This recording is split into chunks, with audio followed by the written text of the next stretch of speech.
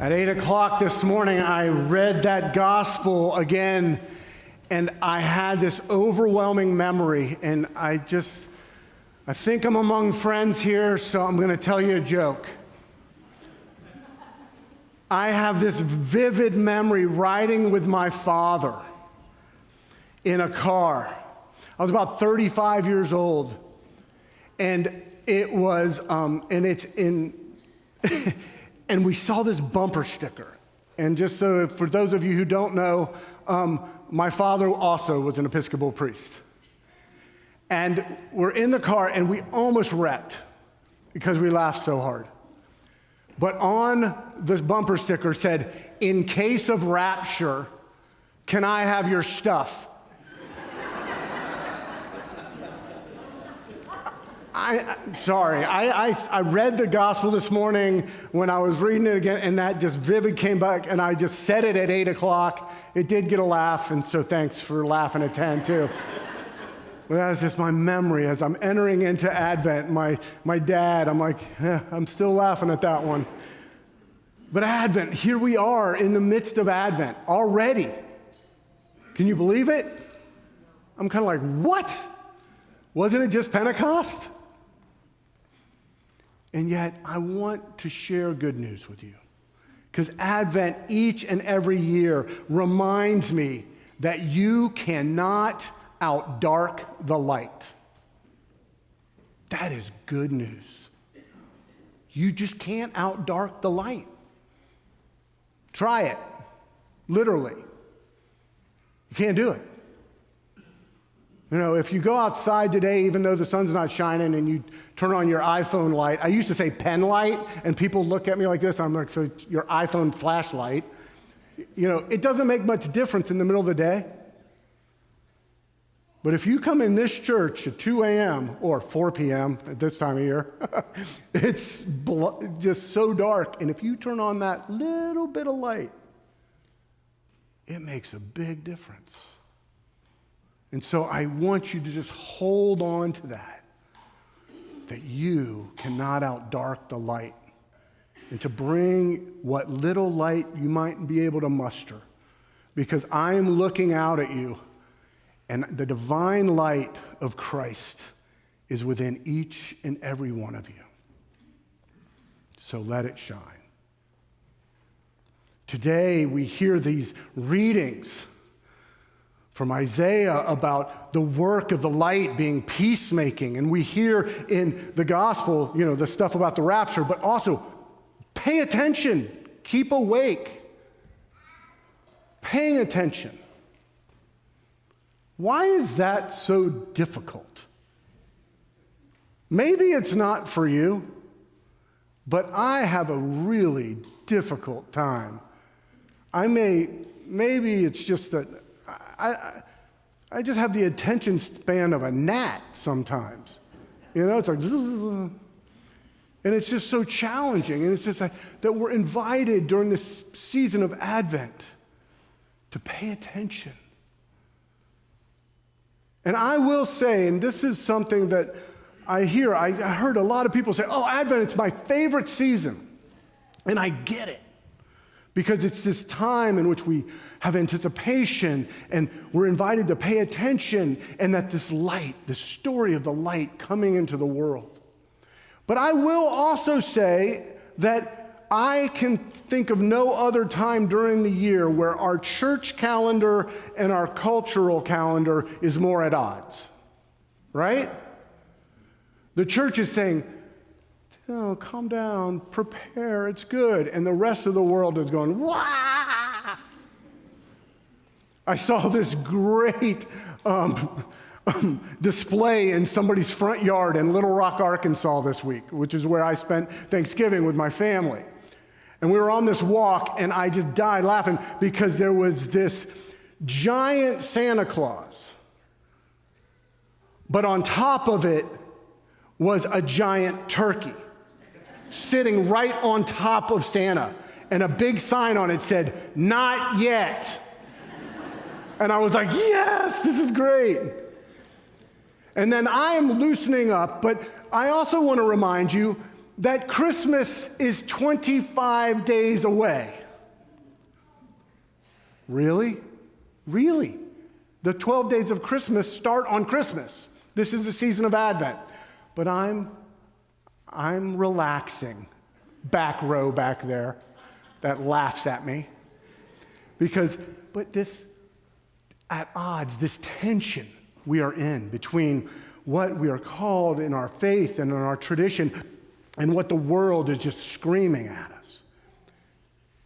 And what I invite you to do is live into that tension. That is where the good stuff is. That is how we are called to live in this life. So how do we do that? How do we, especially somebody like me who has a hard time sitting still, let alone paying attention? So these are 3 things that I do during Advent.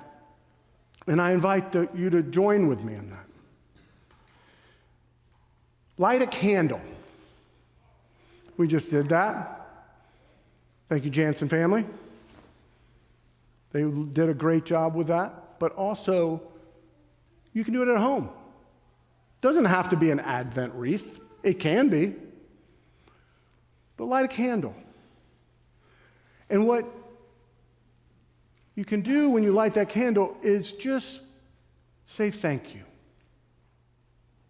for what you have, for your life.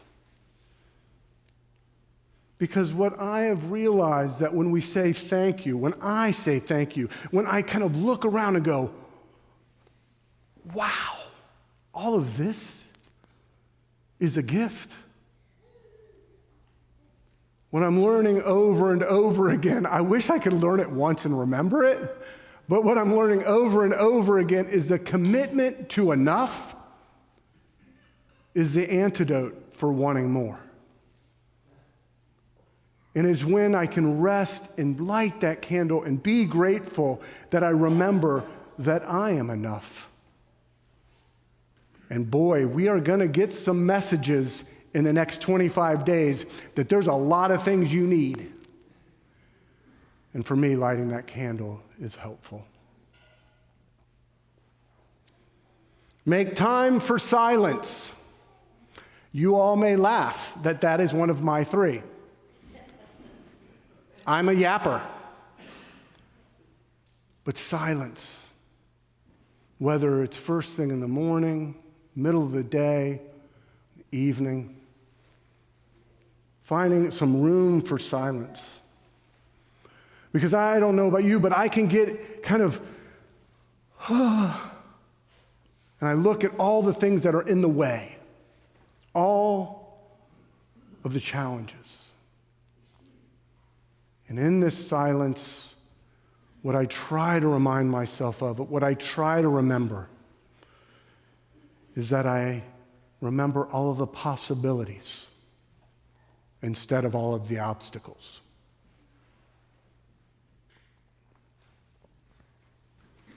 And my 3rd is take a deep breath.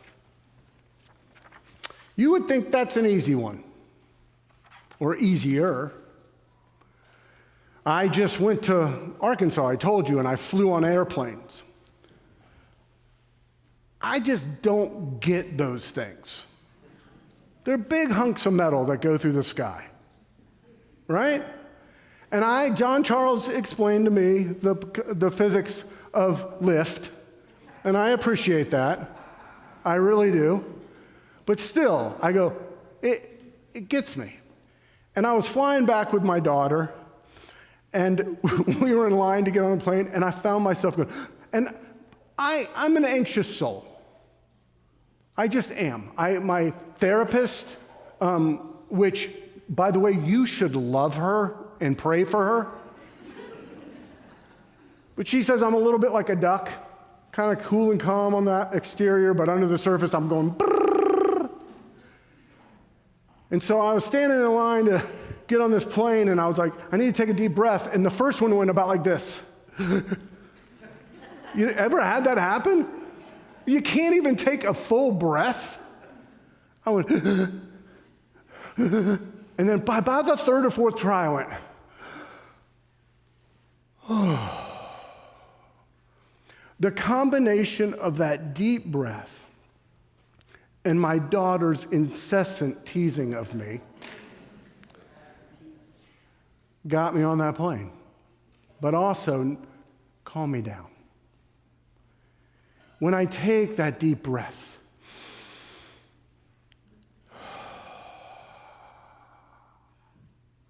I am reminded that God is God and I am not.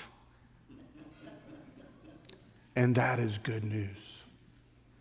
And there is a peace that surpasses my understanding that is created in that breath.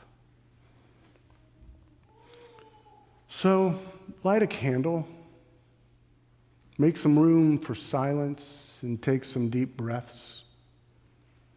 Pray for me that I will actually do that I will actually practice what I preach, and know that I am praying for this community, indeed praying for the world, that we may live into the gift of this season, this tension